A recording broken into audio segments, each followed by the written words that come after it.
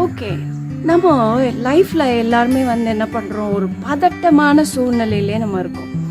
எதையாவது குறித்து பயந்து, நம்ம ரொம்ப வருஷமாக வந்து எதையாவது பற்றி பயந்து அதே நினப்பில் நம்ம இருக்கிறோன்னா, அப்புறம் நம்ம என்ன பண்ணுறோம், ஒரு பதட்டமான ஒரு இதுக்குள்ளே வரோம். அதுக்கப்புறம் டிப்ரெஷனுக்குள்ளே போயிடுறோம். ஸோ அந்த மாதிரி நிறைய பேர் இருக்கிறவங்க லைஃப்பை வந்து வீண் அடிக்கிறாங்க. வருஷம் நிறைய வீண் போகுது. அதுக்கப்புறமா பின்னாடி ஐயோ நான் இத்தனை வருஷத்தை வேஸ்ட் பண்ணிட்டேனே அப்படின்ற ஒரு நிலைமைக்கு வந்துடுறாங்க. ரிசர்ச் என்ன சொல்லுது அப்படின்னா, நம்ம வந்து நம்ம மைண்டை எப்பவுமே ஒரு பயத்துக்குள்ளே ஒரு பதட்டத்துக்குள்ளேயே வச்சுருந்தோன்னா நம்ம உடலில் உள்ள உறுப்புகள் பாதிக்கப்படுது. நம்முடைய இம்யூன் சிஸ்டம் பாதிக்கப்படுது, நம்முடைய நர்வஸ் சிஸ்டம் பாதிக்கப்படுது. ஸோ இந்த மாதிரி பாதிப்பு அப்புறம் ஒரு ஹார்ட் கண்டிஷன் ஒரு கண்டிஷனையும் கொண்டு வருது. ஸோ இதுலேருந்து நம்ம விடுபடணும் அப்படின்றது, நமக்குள்ளே ஏதோ ஒன்று சரியில்லை, நம்ம மாற்றிக்கணும் அப்படின்ற ஒரு நினப்பு கண்டிப்பாக நமக்கு வரணும். என்னோடய வாழ்க்கையிலும் பார்த்திங்கன்னா, நான் வந்து ஒரு எய்மோட ஒரு கண்ட்ரிக்கு போனேன். யூகேல இருந்தோம். அங்கே வந்து ஒரு எய்மோடு நான் போனேன். இங்கே தான் நான் செட்டில் ஆக போகிறேன், இங்கே தான் நான் வாழ போகிறேன் அது. ஆனால் அங்கே சூழ்நிலை மாறிச்சு, வீசா கிடைக்கல. ஸோ இந்த மாதிரியெல்லாம் ஆனப்போ நான் வந்து ரொம்ப சோர்ந்து போயிட்டேன். அதையே யோசிச்சு அது வந்து எனக்கு பல பாதிப்புகளை கொண்டு வந்து அப்புறம் நான் டிப்ரெஷனுக்குள்ளே போய் பதட்டமான ஒரு சூழ்நிலையில் போய் என்ன செய்கிறதுன்னே தெரியாமல் ரொம்ப ஒரு தவிப்புக்குள்ளே நான் இருந்தேன். ஆனால் அதுலேருந்து மீண்டு வர்றதுக்கு எனக்கு ஒரே ஒரு கடவுள் தான் எனக்கு ஹெல்ப் பண்ணார். அது வந்து ஆண்டவராகிய இயேசு கிறிஸ்து தான்.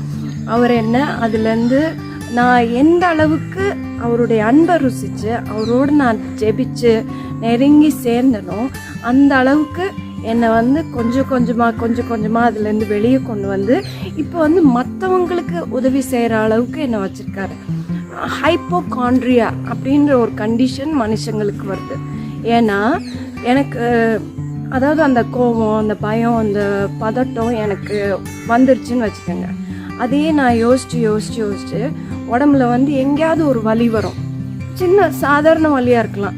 எனக்கு வந்து இந்த பிரச்சனையாக இருக்குமோ, இந்த பயமாக இருக்குமோ அப்படின்னு சொல்லி பயந்து அது வந்து பெரிய அளவில் உடம்புல பாதிப்பை கொண்டு வந்துடும்.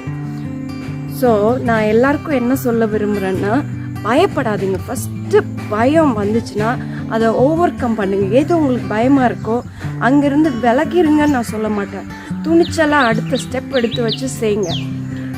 எனக்கு ஒரு ஃப்ரெண்டு ஒரு எக்ஸாம்பிள் சொன்னாங்க. அவங்க எக்ஸாம்பிளில் இது நிஜமாக நடந்த சம்பவம். அவர் வந்து யூகே சிட்டிசன், அங்கே இருந்திருக்காரு. அப்போ சின்ன வயசுலேயே அவருக்கு வந்து கேன்சர் அப்படின்னு சொல்லிட்டாங்க. சொன்ன உடனே அவர் என்ன பண்ணிட்டாங்க, அவருடைய அம்மா ரொம்ப பயந்து போய் அவங்க அம்மா என்ன சொன்னாங்களாம், இந்த ஊரில் நீ இருந்தேன்னா உனக்கு எதுவுமே செட் ஆகாது, அதனால நீ எங்கேயாவது போயிடு அப்படின்னு சொன்னாங்களாம். அப்போ உடனே அவர் என்ன பண்ணியிருக்காரு, சின்ன வயசுலே ஒரு மேப் எடுத்து நான் கண்ணை மூடிட்டு தொடுவேன், அது என்ன இடமா இருந்தாலும் நான் போகிறேன் அப்படின்னு சொல்லி ஒரு மேப் எடுத்துட்டு கண்ணை மூடி அந்த இடத்த தொட்டிருக்காரு. அது ஆப்பிரிக்காவில் ஒரு கண்ட்ரிக்கு வந்திருக்கு. உடனே அவர் என்ன பண்ணிட்டாரு, சரி நான் கிளம்பி போகிறேன் அப்படின்ட்டு கிளம்பி போயிட்டாரு. ஏன்னா அவர் இருந்த இடத்துல வந்து பயங்கர நிறைய டெஸ்ட் பண்ணுவாங்க, அப்புறம் நிறைய என்ன சொல்கிறது, நிறைய கண்டிஷன்ஸ் கொடுப்பாங்க, மருந்துகள் நிறைய எடுக்க வேண்டியிருக்கும். அதுக்கு பயந்தே அவங்க அம்மா என்ன பண்ணியிருக்காங்க, நீ இங்கேருந்து போயிரு அப்படின்னு சொல்லி அனுப்பியிருக்காங்க. அதுவும் ஒரு பயம் இருந்தாலும், ஆனால் ஒரு வகையான துணிச்சலில் தான் அந்த முடிவு எடுத்திருக்காங்க அவங்க அம்மா.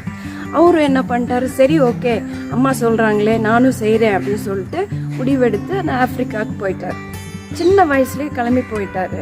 போய் நல்லா வாழ்ந்து அவருக்கு பிள்ளைங்க கல்யாணம் ஆகி பிள்ளைங்க ஆகி அதுக்கப்புறம் 70 எத்தனையோ வயசில் தான் இறந்துருக்கார்.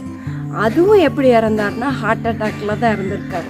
அந்த கேன்சருன்ற ஒரு பயம் அவருக்குள்ளே இல்லாமல் தன் வாழ்க்கையை வந்து நல்ல சந்தோஷமாக இது எனக்கு இல்லை, நான் வந்து நல்லபடியாக வாழ்வேன் அப்படின்ற ஒரு துணிச்சலை வர வச்சுக்கிட்டு அவர் வாழ்ந்தபடினால்தான் அத்தனை வருஷம் அவரால் வாழ முடிஞ்சிச்சு.